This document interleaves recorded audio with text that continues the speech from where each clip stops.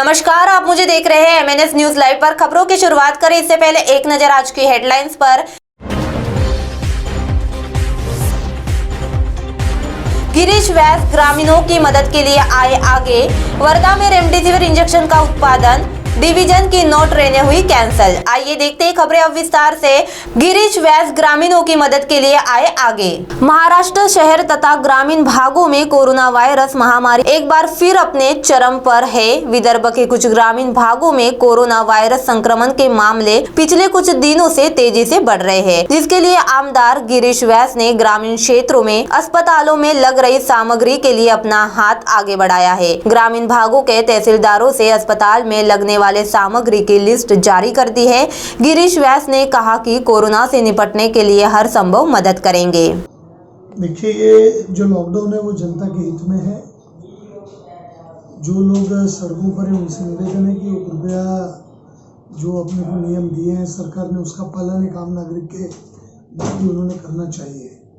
कहीं भी नियमों का उल्लंघन करना ये योग्य नहीं है, ये जनहित में है। इतना केवल मैं इस बारे में कह सकता हूँ। हम राजनीतिक दल के नाते सरकार से जो रोज कमाकर खाने वाले लोग हैं, इनके संदर्भ में, पैकेज के संदर्भ में जो बात करनी होगी वो विरोधी दल के नाते हम उनके सामने रखते रहेंगे। हम उनको अपनी बात से मनवाने का आग्रह करेंगे और ये भूमिका हमारी अलग होगी। पर यदि बंद का और लॉकडाउन का अगर निर्णय है तो उसको हमने सर्वसम्मति से जनहित में स्वीकार करना चाहिए। हाल ही में कि कुछ दिनों पहले आपने एक ग्रामीण का दौरा किया, वहाँ पे जो स्थिति है वो काफ़ी कोरोना जो है अपने चरम पर है, और आज ने अपने फंड से कुछ एक रियायत देने की और इक्विपमेंट देने की बात कही थी, क्या कहेंगे? देखिए, जैसे कोविड का संक्रमण नागपुर में फैला, नागपुर के बेड्स हाउसफुल होने लगे, तो हमने तुरंत ग्रामीण की तरफ कुछ किया, क्योंकि ग्रामीण का भी रिपोर्ट आ रहा था कि वहाँ भी नागपुर शहर जितने ही संख्या में लोग वहाँ से आ रहे थे। और हम सब लोग जानते हैं, इस बात से हम सब लोग परिचित हैं कि ग्रामीण क्षेत्र में कहीं भी व्यवस्थाएं उतनी सुदृढ़ नहीं है जितनी होनी चाहिए। और इसलिए मैंने तुरंत प्रयत्न दिया।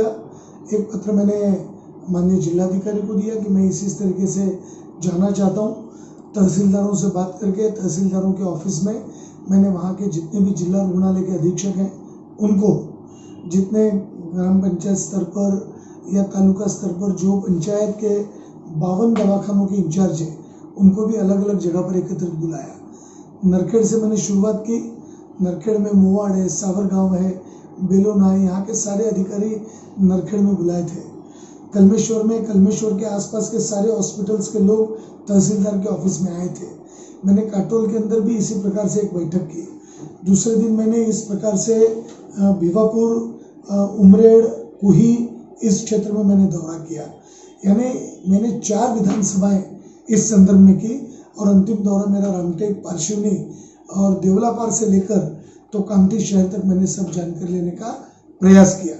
और ये जब जानकारी मैंने ली उसमें मुझे ध्यान में आया कि काफ़ी अड़चनें, काफ़ी चीज़ें नहीं है।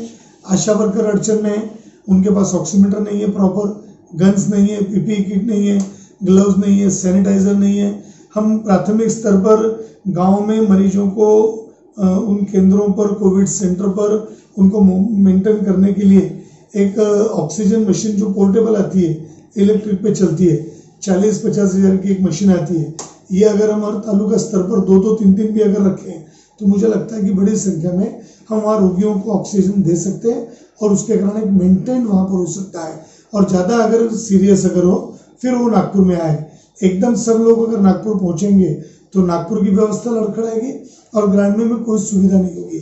और इसलिए मैंने प्रस्ताव मंगाया, तो मुझे तालुका हेल्थ ऑफिसर कलमेश्वर का प्रस्ताव आज ही मिला है। उन्होंने काफ़ी साहित्य मांगा है और जिसको तहसीलदार ने मुझे यहाँ पर प्रेषित किया, फॉरवर्ड किया है। और मैं तुरंत आज इसके ऊपर पत्र लगा के मैं प्लानिंग को भेज रहा हूँ। सरकार ने निर्णय भी निकाला है कि 30% कोविड पर खर्चा करो, पर ये 30% से भी अगर ज़्यादा लगता है तो मुझे लगता है कि हमने देना चाहिए, क्योंकि ग्रामीण की जनता को एक आध बार रास्ता नहीं मिला, नाली नहीं मिली, कोई व्यवस्था नहीं मिली तो चलती है, पर अगर उसको स्वास्थ्य की सुविधा मिलेगी तो उसका उपयोग उनके जीवन के लिए, रक्षा के लिए होगा, वो देने का प्रयास हमारा है। कल भी मेरे पास 2 प्रस्ताव आए, आज मेरे पास 1 प्रस्ताव आया और भी ऐसे 2 प्रस्तावों का इंतजार है।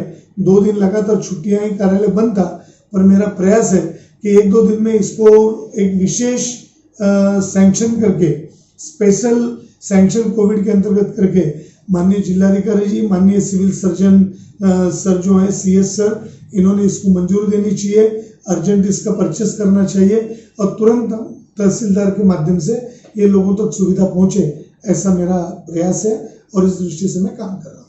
एक नागपुर में भी एक अस्पतालों की जो हालत है बद से बदतर हो रही है। एक आमदार होने के नाते क्या आप लोगों की उपाय योजना रहेगी कि संक्रमित होने वाले मरीजों को एकदम आसानी से वेंटिलेटर और बेड्स मिले? देखिए, वेंटिलेटर की संख्या हॉस्पिटल्स ने बढ़ाई नहीं है। अभी कुछ नए वेंटिलेटर्स खरीदने के प्रस्ताव में और चल रहा है, परंतु वेंटिलेटर की बहुत आवश्यकता नहीं, पर बेड्स की आवश्यकता है। सिंपल उसका ऑक्सीजन मीटर अगर हम उसको लगाएं और ऑक्सीजन भी उसका मेंटेन करें तो काफी लोग उस डर से, कोरोना के डर से निकल सकते हैं। और ये लगातार माननीय महापौर जी हैं, आयुक्त हैं, जिलाधिकारी हैं, माननीय नितिन जी गडकरी हैं, देवेंद्र जी हैं, सारे विधायक हैं, नागपुर के पालक मंत्री प्रयत्न कर रहे हैं, पर इसकी एक मर्यादा है। जब संख्या बढ़ती है तो मुझे लगता है कि हमको सबको चिंता करनी चाहिए, लोग इससे घबराए नहीं, ज्यादा पैनिक होने की जरूरत नहीं है। आज हर व्यक्ति थोड़ी सी भी सर्दी खांसी RT-PCR होने के बाद अगर उसका स्कोर, CT स्कोर अगर 3, 4, 5 है, वो भी बेड के लिए दौड़ रहा है। तो ये सारी स्थितियां हम कंट्रोल कर सकते हैं। एक चर्चा चली रेमडेसिविर इंजेक्शंस के संदर्भ में, उसका भी एक बड़ी अड़चन उसके संदर्भ में अभाव जहाँ मिल रहा है, पर नितिन जी उसके लिए प्रयत्नशील है, कलेक्टर भी प्रयत्नशील है और अब 1-2 दिन में उसकी व्यवस्था ठीक हो गई तो लोगों के मन से उसका जो भय है वो भय भी निकल जाएगा। और मुझे लगता है कि एक आधा 24 घंटे के वेटिंग पर लोगों की बेड की उपलब्धता हो रही है जो सार्वजनिक दवाखानों में, पर प्राइवेट में उनकी व्यवस्था जहां भी जा रहे हैं वहां सरकारी बेड्स पर उनकी व्यवस्था ठीक से हो रही है, ऐसा मुझे लगता है। फिर भी एक 500 बेडेड हॉस्पिटल, तुरंत कोविड सेंटर बनाने की जरूरत है। कल माननीय चंद्रशेखर जी बावनकुळे ने कहा कि होटल्स में बेड्स पड़े, अगर होटल्स के अंदर अगर हम बेड लेते हैं और मैन पावर मिलता है, वहां भी इसकी व्यवस्था की जा सकती है।